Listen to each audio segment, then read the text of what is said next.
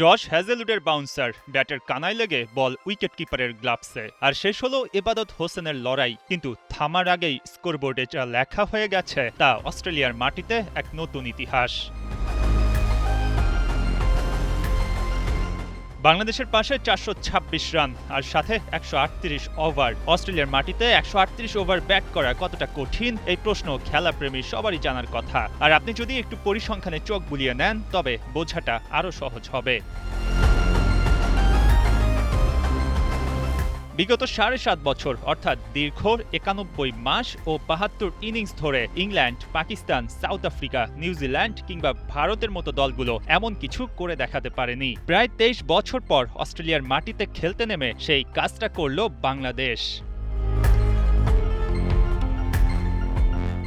2019 সালের পর সফরকারী কোনো দলের এটাই অস্ট্রেলিয়ার মাটিতে সর্বোচ্চ ওভার খেলার রেকর্ড, যার মূল রূপকার ছিলেন opener Tanzid Hasan Tamim. Cummins, Hazlewood, স্টার্কদের চোখে চোখ রেখে তামিম খেললেন 197 বলে 101 রানের ইনিংস। মাত্র দ্বিতীয় টেস্ট খেলতে নেমেই তামিমের এমন ব্যাটিং দেখে প্রশংসায় মাতে ক্রিকেট পাড়া। তামিম তার কাজটা করার পর ক্যাপ্টেন নাজমুল হোসেন শান্ত আর ভাইস ক্যাপ্টেন মেহেদী মিরাজের লড়াকু ইনিংস। শান্ত করেন 126 বলে 84 রান। ওদিকে মিরাজ তো দেখিয়েছেন ধৈর্য কাকে বলে। 154 বল খেলে 65 রানের ইনিংসটা বাংলাদেশকে দিয়েছে 200 পেরোনো লিড। আর মুমিনুল হক 50 মিস করলেও 95 বলে খেলেন 49 রানের এক ইনিংস। শুধু ব্যাটাররা নয়, বাংলাদেশের টেল এন্ডারদের সাপোর্ট কিভাবে ভুলবেন। 8 নম্বরে নেমে হাসান মাহমুদ লড়াই করলেন বুক চিতিয়ে, খেললেন 92টা বল। শেষ দিকে তাইজুল তাসকিনের ব্যাটিংটা নিয়েও বলার থাকে আলাদা করে। এটাই যেন প্রপার টিম গেম।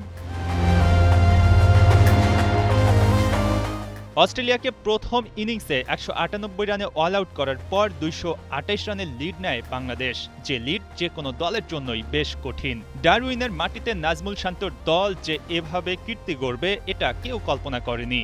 তবে ব্যাট আর বলে দলটা দেখিয়ে দিচ্ছে সামর্থ্য আর সুযোগ তাদের জন্য তৈরি করে নতুন সব মাইল ফলক।